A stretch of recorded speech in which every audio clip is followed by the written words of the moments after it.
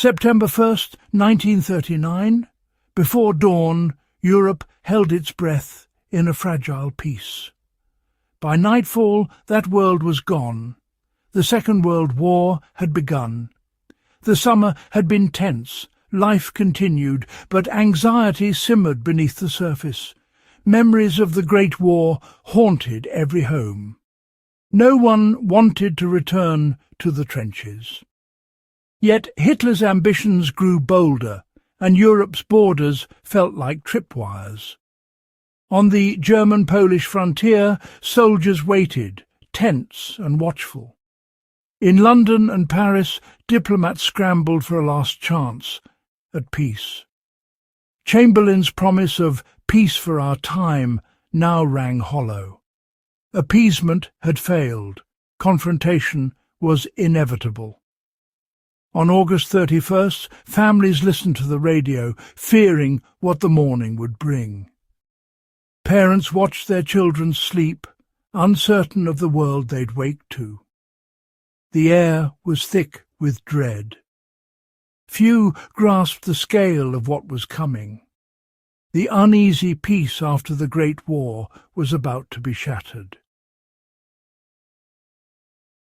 At 4:45 a.m., September 1st, German forces invaded Poland.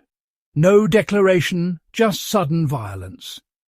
Blitzkrieg tanks smashed through defences, Stuka bombers screamed overhead. The invasion was justified by a staged attack at Gleiwitz, a lie to mask aggression. The Polish army, brave but outmatched, fought desperately. Cavalry charged tanks. Outdated planes met the Luftwaffe. Courage could not stop the onslaught.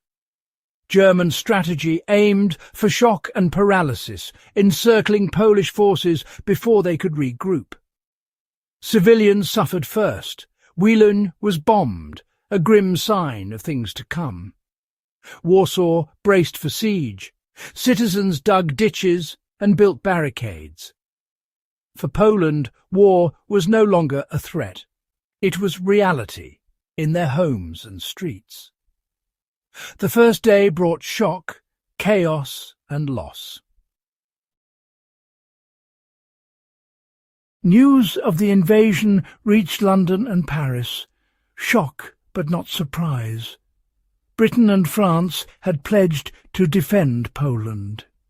Now that promise was tested. Appeasement was dead. Hitler had crossed the line. Chamberlain informed Parliament. Germany must withdraw or face war. France faced the same choice, haunted by memories of the last war. The ultimatum was clear: cease the attack or face Allied force. Diplomats delivered the message, but few believed Hitler would yield. He had gambled before, but this time he'd gone too far. The world waited for his answer, knowing millions of lives hung in the balance. The final hours of peace slipped away. War loomed. The ultimatum was delivered, but Hitler stayed silent. For 2 days, Europe held its breath. In Poland, the fighting raged. In London and Paris, anxiety grew. Britain began evacuating children, families torn apart by fear of bombing. Parliament grew impatient. Calls for action grew louder. Chamberlain hesitated, hoping for a coordinated response with France. France clung to hopes of a last-minute diplomatic solution. But as news from Poland worsened, it was clear. Hitler would not back down. The waiting only prolonged the agony. The world was suspended between lost peace and looming war. The time for talk was over. The pressure on leaders was immense. The moment of decision was near. September 3rd, 1939, Britain delivered a final ultimatum to Germany. By 11 a.m., no reply came. Chamberlain addressed the nation. "This country is at war with Germany." Across Britain, people listened in grim silence. Air raid sirens wailed, a false alarm, but a chilling sign of what was to come. The war was no longer distant. It was here. That afternoon, France issued its own ultimatum and joined the war. The alliances held, the great democracies had taken their stand. There was no celebration, only quiet determination and dread of the cost ahead. The die was cast. A global conflict had begun. The world would never be the same. The shadow of war fell across Europe. The course of history had changed. The declarations of war marked the end of one world and the start of another. Families were separated, futures upended, and fear became daily life. The phony war began in the West, quiet but deceptive.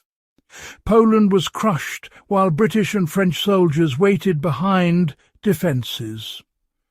The conflict quickly became global as the British dominions joined in. The events of early September set in motion a chain of consequences no one could foresee. It was the beginning of unprecedented destruction and extraordinary courage. History was no longer abstract. It was lived by millions.